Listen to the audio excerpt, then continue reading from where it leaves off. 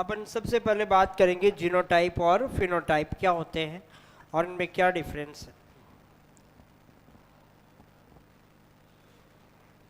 Genotype और phenotype. देख, genotype का सीधा सा मतलब क्या है कि कोई भी एक करेक्टर आया, जैसे for example I colour, I colour है, ठीक है।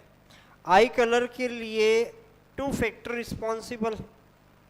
जैसे आपने देखा होगा कि मेंडल ने बोला था कि एक प्लांट की हाइट के लिए टू फैक्टर रिस्पॉन्सिबल होते हैं, ठीक है। और उनकी अगर बात करें वो किस टाइप के हैं, वो कैपिटल टी कंडीशन है, वो capital T small T condition है, वो स्मॉल टी वाली कंडीशन है। कौन सी कंडीशन है? तो ये उसकी इंटरनल जो कंडीशन थी, जेनेटिक कंस्टिट्यूशन था, उसको रिप्रेजेंट कर रहा था। जबकि बाहर से देखने पे प्लांट कैसा लग रहा था, टॉल या ड्वार्फ।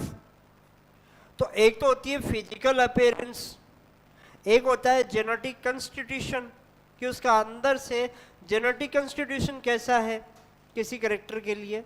तो वो जो जेनेटिक कंस्टिट्यूशन होता है वो तो जीनोटाइप हो जाता है, और उस जीनोटाइप की वजह से जो फिजिकल अपीयरेंस या उसका इफेक्ट आता है उसको आप क्या बोलते हैं, फिनोटाइप। तो यहाँ पर ध्यान के, जीनोटाइप का मतलब जेनेटिक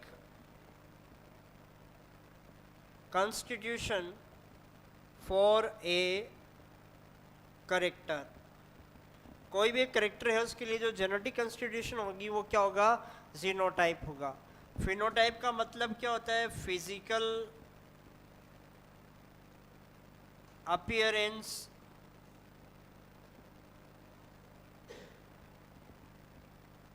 फॉर ए करेक्टर, ठीक है।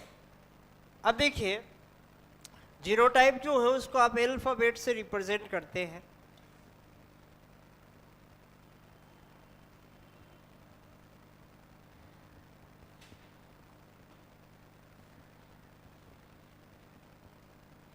अल्फाबेट में इसको रिप्रेजेंट करते हैं, जैसे एग्जांपल के तौर पे कैपिटल टी हो गया, कैपिटल टी स्मॉल टी हो गया, स्मॉल टी हो गया।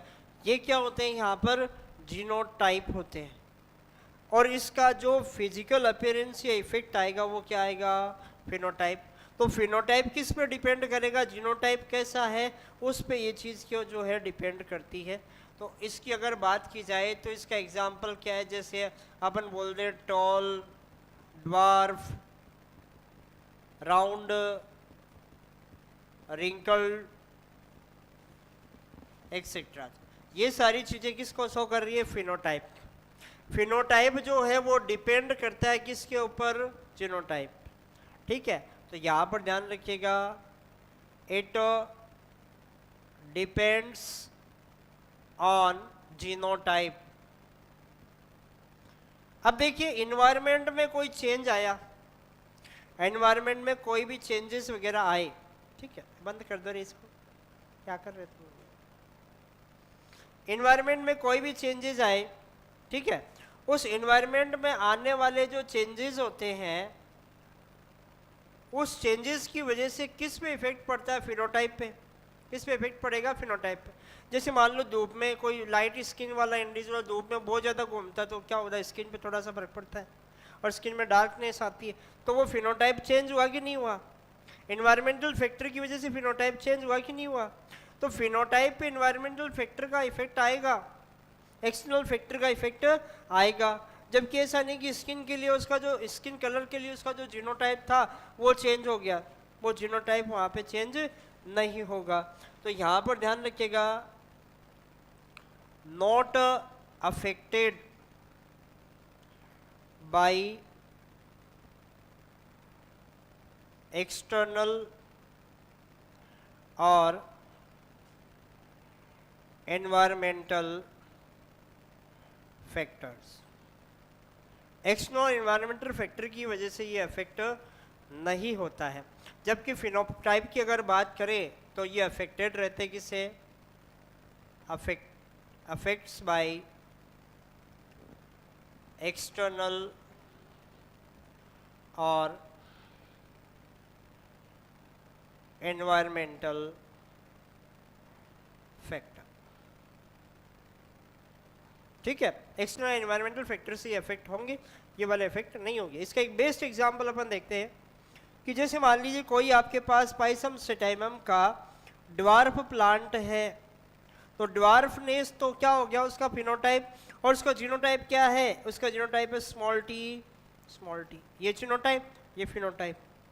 अब क्या हुआ कि इस ड्वार्फ प्लांट पे आपने स्प्रे किया जिब्रेलिन का, यानी कि जिब्रेलिक एसिड जो कि एक फाइटो हार्मोन होता है या प्लांट ग्रोथ रेगुलेटर होता है। ये क्या करेगा, उसमें ग्रोथ को बढ़ाएगा, तो ड्वार्फ प्लांट कैसा हो जाएगा, टॉल, कैसा हो जाएगा, टॉल। और यहाँ पर जो जीनोटाइप है वो अब भी स्मॉल टी ही रहेगा, अभी स्मॉल टी रहेगा, यानी जीनोटाइप वैसा का वैसा है। जो एक्सटर्नल फैक्टर था वो कौन है, जिब्रेलिन, और उसने किसको चेंज किया, फिनोटाइप को।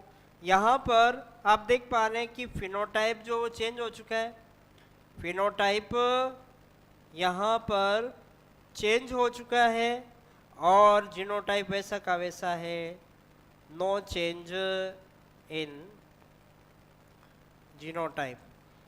ठीक है, जीनोटाइप के अंदर कोई भी चेंजेस यहाँ पर देखने को नहीं मिलता है।